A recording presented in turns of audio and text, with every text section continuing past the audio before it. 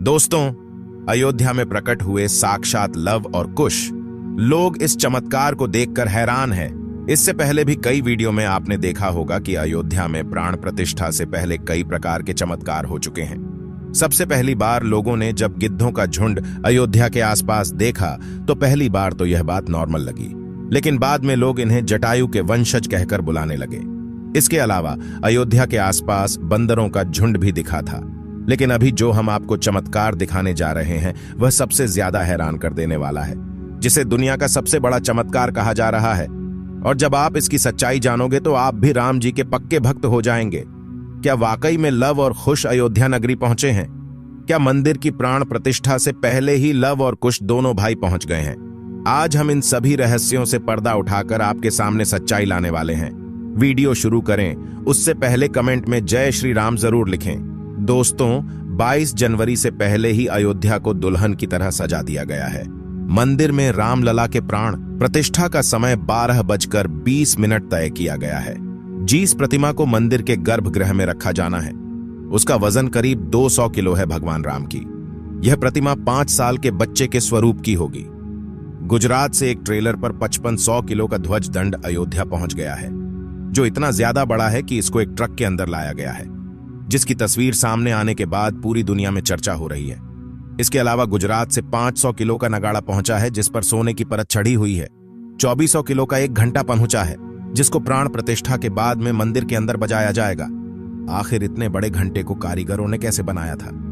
इसके अलावा 108 फीट लंबी अगरबत्ती गुजरात से अयोध्या पहुंची है।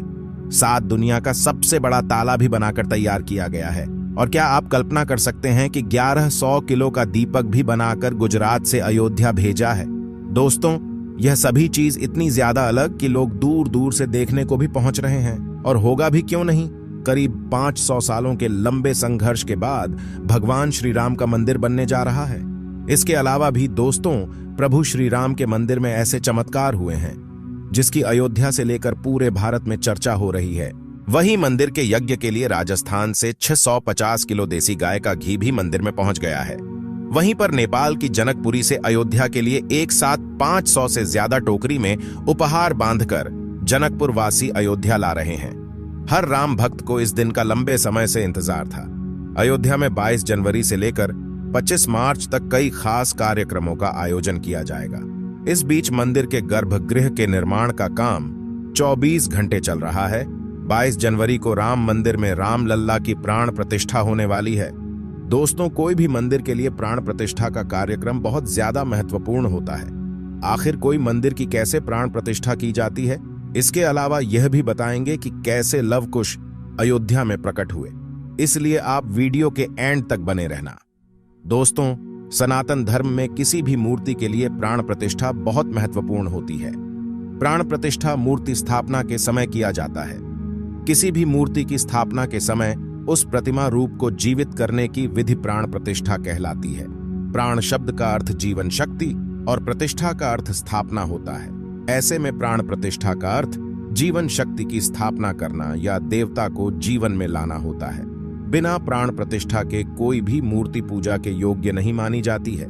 मान्यता है कि प्राण प्रतिष्ठा के जरिए मूर्ति में जीवन शक्ति का संचार होता है और वह मूर्ति देवता के रूप में बदल जाती है। अर्थात अब साक्षात प्रभु श्री राम अयोध्या राम मंदिर में निवास करने वाले हैं। और मित्रों, जब खुद प्रभु श्री राम लंबे टाइम बाद अयोध्या पधार रहे हैं तो भला उनके दोनों बेटे पीछे कैसे रह सकते हैं? दोस्तों, भगवान राम ने जब अयोध्या छोड़ी थी, यानी जब उन्होंने जल समाधि ले ली थी, उसके बाद सारा राजपाट लवकुश के पास चला गया था।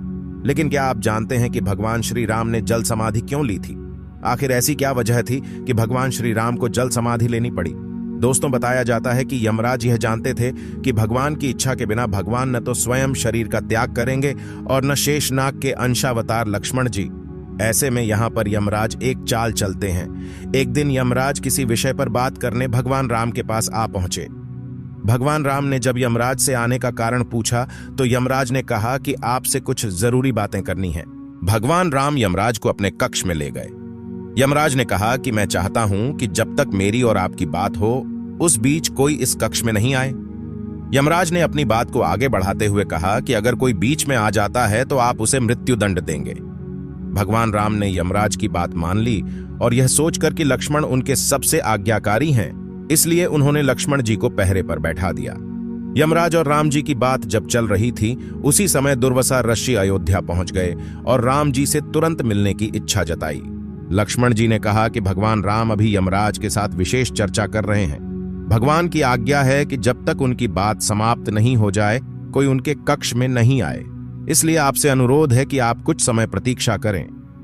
ऋषि दुर्वासा लक्ष्मण जी की बातों से क्रोधित हो गए और कहा कि अभी जाकर राम से कहो कि मैं उनसे मिलना चाहता हूं, अन्यथा मैं पूरी अयोध्या को नष्ट होने का शाप दे दूंगा।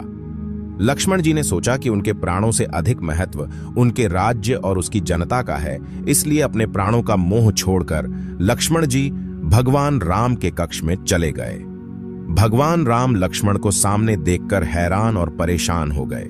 भगवान राम ने लक्ष्मण से पूछा कि यह जानते हुए भी कि इस समय कक्ष में प्रवेश करने वाले को मृत्युदंड दिया जाएगा, तुम मेरे कक्ष में क्यों आए हो? लक्ष्मण जी ने कहा कि दुर्वासा ऋषि आपसे अभी मिलना चाहते हैं, उनके हठ के कारण मुझे अभी कक्ष में आना पड़ा है। राम जी यमराज से अपनी बात पूरी करके जल्दी से ऋषि दुर्वासा से मिलने पहुंचे। यमराज अपनी चाल में सफल हो चुके थे। भगवान राम अपने वचन से मजबूर थे।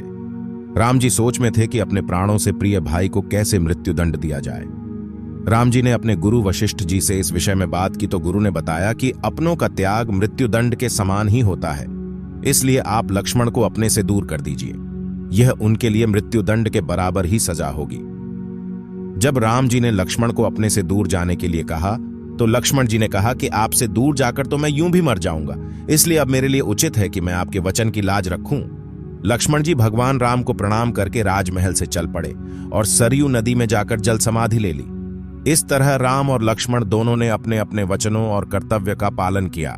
इसलिए कहते रघुकुल रीति सदा चली आई, प्राण जाए पर वचन न जाई। और वही दोस्तों, लोग 22 जनवरी का बेसब्री से इंतजार कर रहे हैं। इससे पहले राम मंदिर का काम तेजी से पूरा किया जा रहा है। प्राण प्रतिष्ठा समारोह में खुद पीएम मोदी के आने के कारण तैयारियों को भव्य रूप दिया जा रहा है। देश भर के प्रतिष्ठित लोगों को 22 जनवरी को अयोध्या आने और प्राण प्रतिष्ठा समारोह में शामिल होने के लिए निमंत्रण दिया गया है। वीआईपी के आगमन के कारण उस दिन 50 से ज्यादा छापर और 100 से ज्यादा विमान यहां पहुंचने की संभावना जताई गई है। इसे देखते हुए तैयारियां की जा रही हैं। आम लोगों को परेशानी न हो, इसलिए उन्हें 22 जनवरी को अयोध्या नहीं आने की अपील की गई है। दोस्तों, जिस नगाड़े की वीडियो की शुरुआत में बात की थी उसके बारे में आपको बताते हैं। इस नगाड़े को बनाने वाले डगबर समाज के 4 लोग श्री राम लल्ला प्राण प्रतिष्ठा के दिन इसे मंदिर में बजाएंगे। इस नगाड़े पर सोने और चांदी की परत चढ़ाई गई है। 500 किलो के इस भव्य नगाड़े में लोहे और तांबे का इस्तेमाल हुआ है ताकि नगाड़े को हजारों वर्षों की उम्र दी जा सके।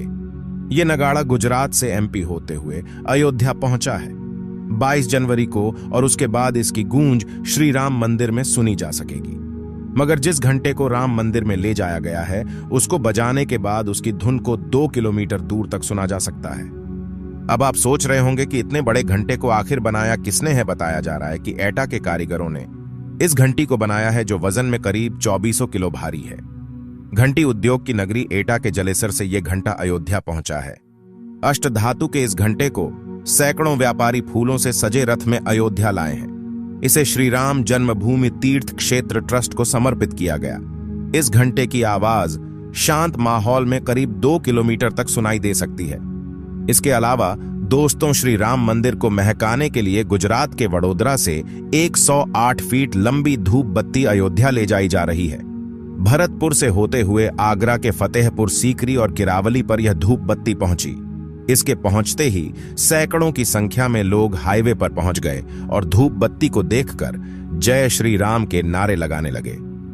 वडोदरा से शुरू हुआ सफर धूप बत्ती की शोभा यात्रा में बदल गया है, जिसका वजन 3110 किलो है, जो इतनी ज्यादा बड़ी है कि बहुत संख्या में लोग सड़कों पर इसे देखने के लिए पहुंच रहे हैं।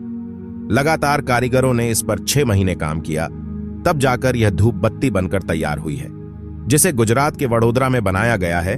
इसे बनाने में कई प्रकार की जड़ी बूटियां का इस्तेमाल किया गया है। बताया जा रहा है कि यह 1.5 महीने तक लगातार ऐसे ही जलती रहेगी, और यह भी कहा जा रहा है कि इसकी सुगंध कई किलोमीटर दूर तक महसूस किया जा सकेगा। इसके अलावा दोस्तों, जो सबसे ज्यादा चर्चा का विषय बना हुआ है वह गुजरात से अयोध्या पहुंच ध्वज दंड है। अयोध्या में राम मंदिर के शिखर पर लगने वाला ध्वज दंड सोमवार को अयोध्या पहुंच गया है। यह ध्वज दंड राम मंदिर के 161 फीट ऊंचे शिखर पर लगाया जाएगा। 44 फीट का ध्वज दंड जमीन से 220 फीट ऊंचाई पर लहराएगा। 22 जनवरी को प्रधानमंत्री नरेंद्र मोदी ध्वज दंड में धर्म ध्वजा लगाएंगे। अहमदाबाद की अंबिका इंजीनियरिंग कंपनी ने 9 महीने में इस ध्वज दंड को तैयार किया है। इसके अलावा दोस्तों, नेपाल से अयोध्या एक बहुत बड़ा काफिला पहुंचा है, जिसके अंदर करीब 3000 उपहार अयोध्या पहुंचे। नेपाल के जनकपुर में मां सीता की जन्मभूमि से भगवान राम के लिए 3000 से अधिक उपहार अयोध्या पहुंचे हैं। चांदी के खड़ाऊं, आभूषण और कपड़ों सहित तमाम उपहारों को इस सप्ताह जनकपुर धाम राम जानकी मंदिर से लगभग 30 वाहनों के काफिले में अयोध्या लाया गया। इसके अलावा दोस्तों, राम मंदिर के लिए स्पेशल घड़ी भी डिजाइन की गई है। लखनऊ स्थित एक सब्जी विक्रेता ने विशेष रूप से एक ऐसी घड़ी डिजाइन की है जो एक ही समय में 8 देशों का समय बताती है। राम मंदिर के अंदर जितनी भी चीजें पहुंची है वह बहुत ही ज्यादा बड़ी है। मंदिर के लिए ताला और चाबी पहुंचे हैं, जिसकी साइज जानकर आप भी हैरान रह जाएंगे। अलीगढ़ के ताला बनाने वाले सत्य प्रकाश शर्मा ने 10 फीट ऊंचे, 4.6 फीट चौड़े, 9.5 इंच मोटे और 400 किलोग्राम वजनी ताला चाबी तैयार किया है। उन्होंने कहा, यह दुनिया का सबसे बड़ा ताला और चाबी है। मैंने इसे राम मंदिर ट्रस्ट को उपहार में दिया है ताकि इसे मंदिर में प्रतीकात्मक ताले के रूप में इस्तेमाल किया जा सके। सूरत के एक हीरा व्यापारी ने 5000 अमेरिकी हीरे और 2 किलो चांदी का उपयोग करके राम मंदिर की थीम पर एक हार बनाया है। 40 कारीगरों ने 35 दिनों में डिजाइन पूरा किया है। इस हार को राम मंदिर ट्रस्ट को उपहार में दिया गया है। इसके अलावा दोस्तों, 1100 किलो का दीपक तैयार किया गया है। वडोदरा के रहने वाले किसान अरविंद भाई मंगल भाई पटेल ने 1100 किलोग्राम वजन का एक विशाल दीपक तैयार किया है। इसकी क्षमता 851 किलोग्राम घी की है। दीपक पंच धातु यानी सोना, चांदी, तांबा, जस्ता और लोहा से बना है। और दोस्तों, यह सब चीज देखकर आप भी हैरान रह गए होंगे। अयोध्या में उत्सव जैसा माहौल है, वहीं प्राण प्रतिष्ठा की पूजा को देश भर के 121 पंडित संपन्न करेंगे। इसके साथ ही 2 मंडप और 9 हवन कुंड तैयार हो रहे हैं। प्रत्येक हवन कुंड से खास महत्व और उद्देश्य भी जुड़ा हुआ है। अब दोस्तों, इसे लेकर आप क्या सोचते हैं, कमेंट के माध्यम से जरूर बताएं। जय श्री राम, जय श्री राम।